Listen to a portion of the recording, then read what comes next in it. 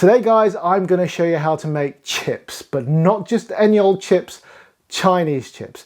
Crisp on the outside, light and fluffy as air on the inside.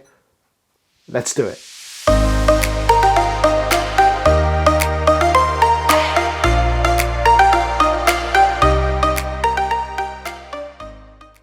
Right guys, you may be wondering why I'm about to show you how to make Chinese chips, and indeed, what is a Chinese chip? Well, back in the day, I used to ask myself the same question. When I was a kid, I used to work for my mum's Takeway, and people used to come in asking for portions of Chinese chips. And I just served them the chips that we had because I didn't know what exactly they meant. And it turns out that the difference between a Chinese chip and a chip shop chip is that Chinese chips tend to be bigger and chunkier, soft and fluffy on the inside and nice and crisp on the outside. And that's all to do with the way they're prepared. Okay, and it turns out that a Chinese chip is the same as what you'll hear about on cookery programs and on posh menus in restaurants. Okay, and that means they're cooked twice. What that means is they're fried twice. The first frying of the raw potato, okay, is in slightly less hot oil than in the final frying. And what that does, it kind of cooks it without actually burning it or caramelizing it too much. What this does is help the potato go soft in the inside. It's almost like a boiling effect, really, but with oil, obviously, and oil is hotter than water when it boils. And then you let it cool. And on the second fry, i.e. if you're doing a takeaway, the moment that somebody asks you for a portion of chips, it goes in for the second time. Because that chip is already soft in the middle, all you're doing now is heating up the chip and making the surface nice and crispy. So you end up with some really nice, chunky, crisp chips, but with a really nice fluffy bit in the middle. If you tried to do it all at once with a big chunky chip, you would either burn the outside or the inside would be hard. So twice cooking it makes a nice, lovely chip. It is my favourite kind of chip, and I'm going to show you how to make it. So for this recipe, you are going to need some potatoes and some cooking oil, okay? You're going to need 3 potatoes is enough for about 2 people. It depends on how big your appetites are. Obviously, you can scale this up or down depending on how it's needed. For cooking, you're going to need about a litre and a half of cooking oil. Any cooking oil, vegetable oil, rapeseed oil, corn oil, anything like that is fine. Avoid the aromatic oils like sesame oil or olive oil, because A, it's going to cost you a fortune, and B, they don't really go to the right temperatures to fry for you, okay? So avoid those at all costs. Also be cautious when you're filling your pot not to fill it more than a third full, because oil can have consequences. Just be very careful. So this is the kind of chip we want to achieve. What potato you use is totally up to you. I would go for the bigger potatoes. Don't go for new potatoes, and don't go for anything too small, because you just won't get them big enough chipped. Also, with new potatoes, they have a higher sugar content, which means they'll burn more easily.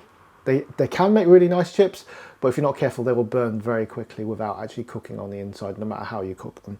So, you know, your Maris Pipers, your King Edwards, whatever is in your cupboard, really, will probably do.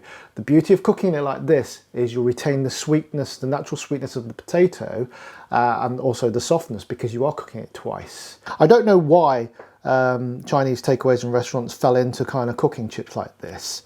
They just did. They were mostly hand cut. I think things have changed now, but they were always hand cut. I suppose it's quicker to cut big chunky chips out of one potato rather than cut them into really small French fry type chips. That might be the reason. I don't really know. Anyway, those have been cut already. They're in water to stop them from oxidizing.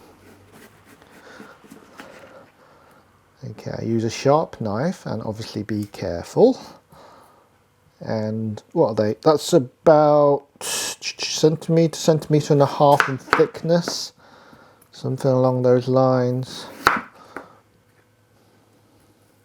And the beauty of cutting big chips is it takes less time and effort to do. Sometimes I think a lot of the recipes that we come across are because of chance or necessity, and they come out a certain way because of a totally different reason for doing it like that. Okay, this is the result of 3 potatoes. So look, you've got nice big portions here. Beautiful. Onto the frying.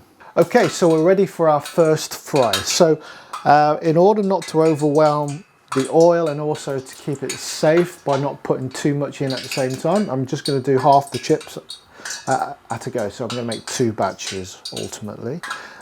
Be very careful. The oil isn't actually, you know, hot like we usually make a batter hot. Well, I'll show you though. It is just starting to fizz a wooden chopstick. Okay, just starting to fizz. Okay, so I'm just going to put 1 or 2 in just to check it out. Yeah, it should kind of bubble and boil, but not really go violently at it. About like this. See, as it comes up, we'll make sure that we are not going to overflow the oil. So a bit at a time is fine. We're not in a massive hurry. Just take your time with this. Safety is paramount. Okay, right. So as you can see, it's boiling away rather than really frying. And that's exactly what we want, because this will cook the chip from the not from the inside, but it will make sure that the chip cooks to the inside without burning on the outside, and that's the essence of this recipe. So we're going to be frying these for about 3 or 4 minutes. As you can see, the outside is starting to look like it's taking the heat. I wouldn't say cooked, because it's not, and they're still firm. And what happens is, once we take them out of the oil, they'll continue to cook even though they're cooling down. And this kind of breaks the fibres down in the middle and softens it up. So after we actually take it out of the heat, we're going to set it aside for a minimum of half an hour to let it cool down.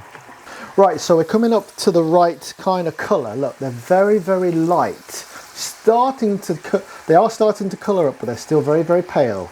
And that's exactly what we mean by being blanched, okay? And they've started to crispen up on the outside, but you can tell just from picking them up that they're still really firm and hard in the middle, which is to be expected.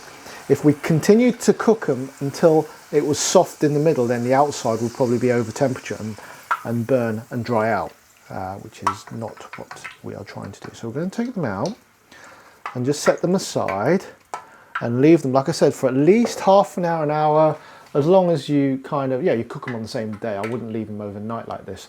But an hour or so is perfect, and that means that the cooking still happens, and the fibres in the potato on the inside is still breaking down and makes them nice and soft and fluffy. And when we fry it for the second time, we'll achieve exactly what we're aiming for: crisp on the outside, soft on the inside. Okay folks, we've left these to cool for about an hour now. They are ready to rock and roll. As you can see, they are a lot floppier than they were before, which means the heat has kind of gone through them and started to cook them all the way through. So it should be a lot softer on the inside. So now we're just going to finish the job. Okay, so we've got the oil up to temperature again, and it's fizzing our chopstick nicely, like so. So this time this oil is going to be hotter than it was initially, because we do want to caramelize our chips, and because they're cooked on the inside, we can get them out before they burn, because they will be done.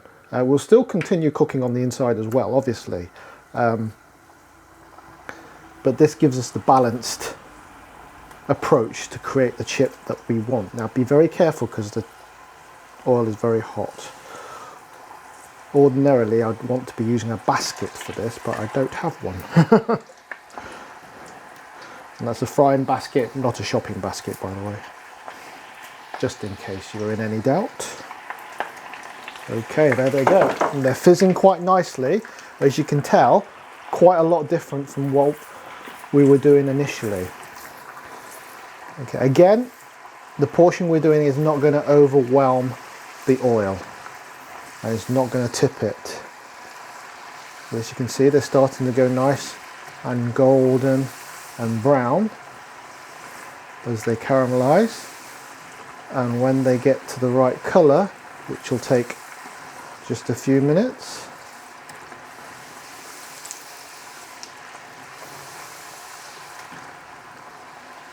they will be done.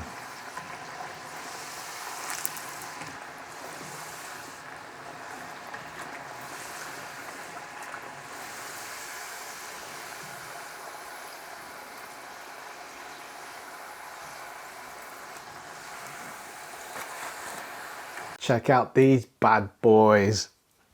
Look at them. You can see how crispy they are. They're beautiful. That's the perfect color. And I'm going to eat them the only way you can eat a Chinese chip. A little bit of salt and some ketchup.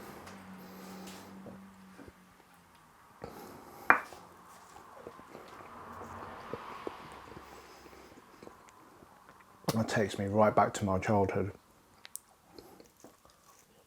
Crisp on the outside, it's lovely and soft. It's like mashed potato in a crisp coating. Fantastic, and the sweetness of the potato, despite the ketchup, it's still coming through. Perfect. You know what? Sometimes the simplest things are the best. You've got to try this recipe. It is so good and so easy. It's so much better than the normal chip.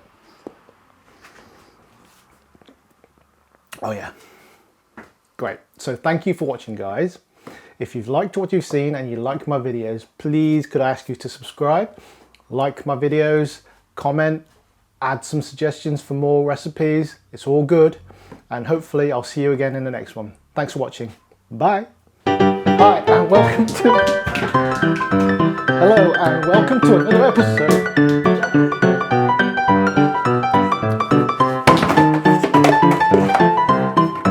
Hello, and welcome to another episode. Hello, and welcome to another episode of... Hello, and welcome to another... Hello, and welcome to an... Hello, and welcome to another episode of Chow with Lau. Today, we're doing... chips.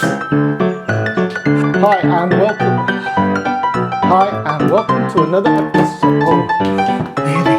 Hello, and welcome to another episode of Chow with Lau.